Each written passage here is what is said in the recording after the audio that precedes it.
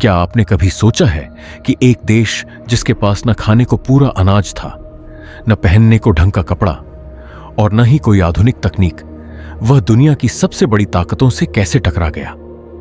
यह कहानी है उस मिट्टी की जिसे मिटाने के लिए पेरिस, लंदन, वॉशिंगटन और तेल अवीव के बंद कमरों में नक्शे तैयार किए गए।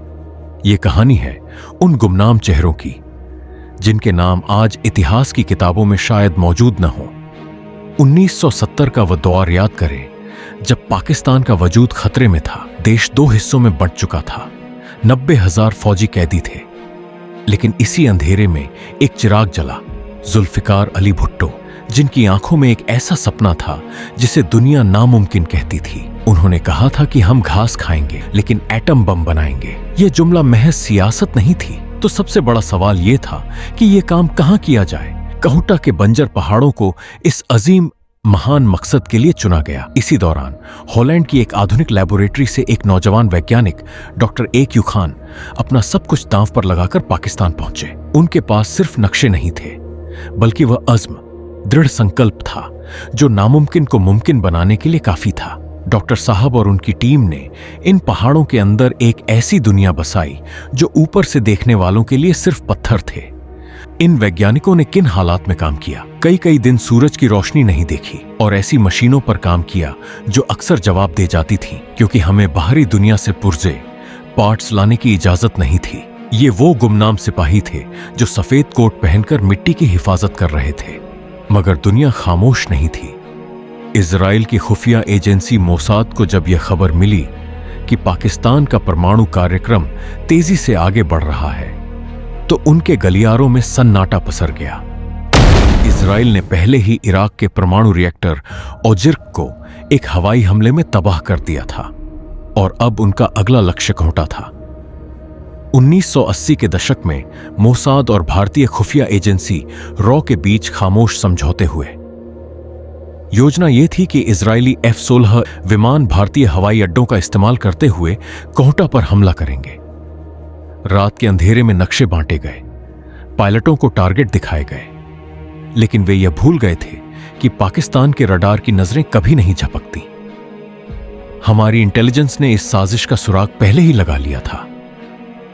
उस समय के सैन्य नेतृत्व ने स्पष्ट कर दिया था कि अगर एक भी विमान हमारी सीमा में दाखिल हुआ तो जवाबी कार्रवाई सिर्फ सरहद तक सीमित नहीं रहेगी। कहूटा के चारों ओर हवाई रक्षा का ऐसा किला बनाया गया कि परिंदा भी पर नहीं मार सकता था। हमारी वायुसेना के शाहीन, ईगल अपने विमानों में तैयार बैठे थे, बस एक इशारे के इंतजार में। जब कहूटा पर हवाई हमले की योजना नाकाम हुई तो वैश्विक ताकतों ने एक नया और ज्यादा खतरनाक तरीका अपनाया, आर्थिक और तकनीकी बहिष्कार। अमेरिका, ब्रिटेन और कनाडा समेत पूरी पश्चिमी दुनिया ने पाकिस्तान पर ऐसी सख्त पाबंदियां लगा दी कि हमें प्रयोगशाला के लिए एक छोटा सा पंप या स्टील का टुकड़ा खरीदने की भी अनुमति नहीं थी। दुनिया चाहती थी कि पाकिस्तान के हाथ पांव बांध दिए जाएं ताकि हम खुद ही घुटने टेक दें। लेकिन यहां से शुरू होती है वह कहानी।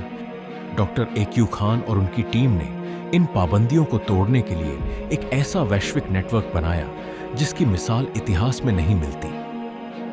हमारे एजेंटों ने विभिन्न देशों में फ्रंट कंपनियां बनाई। कभी हमने टेक्सटाइल मशीनों के नाम पर पुर्जे मंगवाए, तो कभी डेयरी फार्मिंग के उपकरणों के नाम पर। और मोसाद के एजेंट हमारे लोगों का पीछा कर रहे थे। कई बार हमारे सामान के कंटेनरों को बंदरगाहों पर रोक लिया गया। जब हम परमाणु कार्यक्रम की बात करते हैं तो सिर्फ वैज्ञानिकों का जिक्र होता है, लेकिन इन बंजर पहाड़ों में उन गुमनाम सिपाहियों को कौन याद करेगा जिन्होंने इस मिशन की खातिर अपनी जवानी और जान कुर्बान कर दी। कहूटा के इर्द गिर्द मौजूद पहाड़ों पर ऐसी चेक पोस्ट बनाई गई थी जहां तापमान अत्यंत कठोर होता था। कई जवानों ने कहूटा की गोपनीयता बनाए रखने के लिए अपने जीवन के कई साल उन गुफाओं और बंकरों में गुजार दिए। इन पहाड़ों में कई ऐसे हादसे हुए जिनका रिकॉर्ड आज भी गुप्त है। ये वो लोग थे जिन्होंने साबित किया कि वर्दी में तैनात सिपाही और सफेद कोट पहने वैज्ञानिक दोनों ही पाकिस्तान की परमाणु सीमाओं के रक्षक हैं। 11 मई 1998 को जब भारत ने पोखरण में दोबारा परमाणु धमाके किए तो पूरी दुनिया में सन्नाटा छा गया। पाकिस्तान पर उस समय इतना वैश्विक दबाव था जितना शायद ही कभी किसी देश पर रहा हो। पाबंदियों का ऐसा डर दिखाया गया जैसे पाकिस्तान को पत्थर के युग में भेज दिया जाएगा। इस्लामाबाद के बंद कमरों में जब यह मशवरा हो रहा था कि क्या हमें जवाबी धमाका करना चाहिए या नहीं, तो आवाम सड़कों पर निकल आई थी। 28 मई की सुबह चाघी के खुश्क पहाड़ों में आखिरी तैयारियां मुकम्मल हो चुकी थीं। डॉक्टर अब्दुल कदीर खान, डॉक्टर समर मुबारक मंद और उनकी टीमें वहां मौजूद थीं। पूरी कौम की नजरें चाघी की तरफ लगी थीं। 28 मई 1998 रासकोह के काले पहाड़ों के अंदर मीलों लंबी सुरंगों में पाकिस्तान की सालों की मेहनत, अरबों रुपयों का सरमाया और लाखों दुआएं एक बटन के नीचे दबी थीं। डॉक्टर समर मुबारक मंद और उनकी टीम कंट्रोल रूम में मौजूद थी, जहां हर आंख मॉनिटर पर जमी थी और हर जुबान पर अल्लाह का नाम था। वैश्विक मीडिया और सैटेलाइट्स की नजरें इस बंजर जमीन पर टिकी थीं। जब उल्टी गिनती काउंटडाउन शुरू हुई 10, 9, 8, तो वे कुछ सेकंड सदियों पर भारी थे। जैसे ही अल्लाहू अकबर की सदा गूंजी और बटन दबाया गया तो जमीन ने ऐसा कंपन महसूस किया जो पहले कभी नहीं हुआ था। वह धमाका सिर्फ बारूद का नहीं था, वह उन तमाम जंजीरों के टूटने की आवाज थी जो हमें गुलाम बनाना चाहती थी। धमाके के कुछ सेकंड बाद जब पहाड़ से गर्दो गुबार उठा तो चाघी की फिजा नाराए तकबीर से गूंज उठी। वैज्ञानिक एक दूसरे के गले लगकर रो रहे थे और सरहदों पर खड़े सिपाही फख्र से सिर बुलंद कर रहे थे। यह बम सिर्फ एक हथियार नहीं था, यह हमारी सलामती की वह ढाल थी जिसने पिछली कई दहाइयों से हमें एक बड़ी जंग से बचाकर रखा हुआ है। आज जब हम सुकून से अपने घरों में सोते हैं तो हमें उन गुमनाम चेहरों को नहीं भूलना चाहिए। वे वैज्ञानिक जिन्होंने अपनी जवानी प्रयोगशालाओं में गुजार दी, वे सिपाही जिन्होंने कहूटा और चाघी की तपती धूप में पहरे दिए।